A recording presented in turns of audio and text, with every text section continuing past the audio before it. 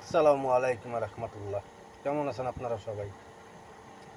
চুয়াডাঙ্গা একজন টিকটকার মারা গেছে, সে নারী। আগে তাদের কথাগুলো শুনো, তারপর দিয়ে আমি কিছু কথা বলতেছি।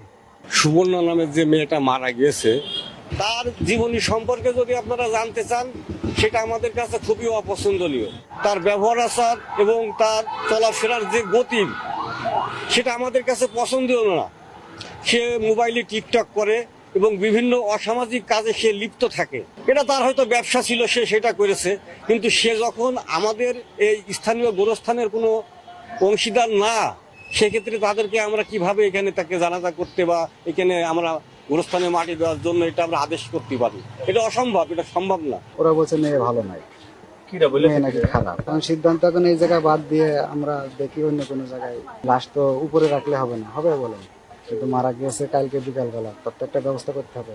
এর আগে কিন্তু একটা নাচ ছেলেও মারা গেছে, বুঝেছেন? তখনও কিন্তু এখানে মাটি দিতে দিয়েছে ওরা। তো আমার কথা হচ্ছে, তখন দিতে দিল, এখন দিতে দেবে না কেন?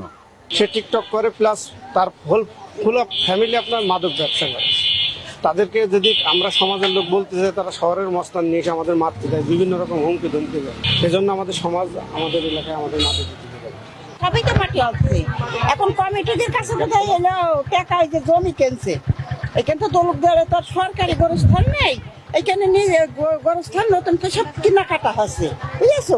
সব বাড়ি বুঝছে, সবার কাছ থেকে টাকা নিয়েছে, তুলেছে। যারা এখন নতুন, যারা টাকা দিইনি, তাদের কাছ থেকে লাশ যদি মরছে, টাকা নিয়েছে, নিয়ে তারপর ফের হইলো সে মাটি দিচ্ছে।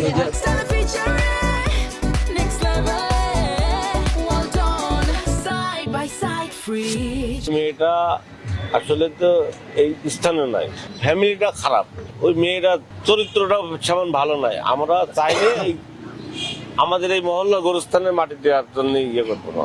তার স্বামীর বাড়ি আছে, তার আর একটা বাপের বাড়ি আছে এই ওই পাড়ায়, ওখানে দিক, সমস্যা নেই। তাদের দিকে খুশি সেখানে দিক, আমাদের এই মহল্লায় আমরা দিতে চাচ্ছি না। যে মেয়েটা মারা গিয়েছে আসলে আমাদের কিন্তু স্থানও না। সে এক এক সময় এক এক রকম জায়গায় থাকে। তার চরিত্রটা কেরকম সেটা আমরা বলতে পারবো না, অথচ খারাপ আমরা জানি, আমাদের জানা মতে।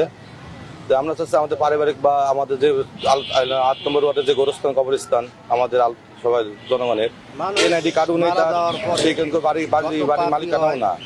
তাদের বাপের বাড়ি রেলপাড়া, ওখানে কবরস্থান আছে, ওখানে দিক, বা ওনার বাপের এলাকায় দিক, না ওনার স্বামী যেখানে আছে সেখানে দিক।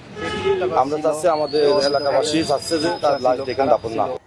সে মারা গেছে, তাকে কবরস্থানে মাটি দিতে দিবে না।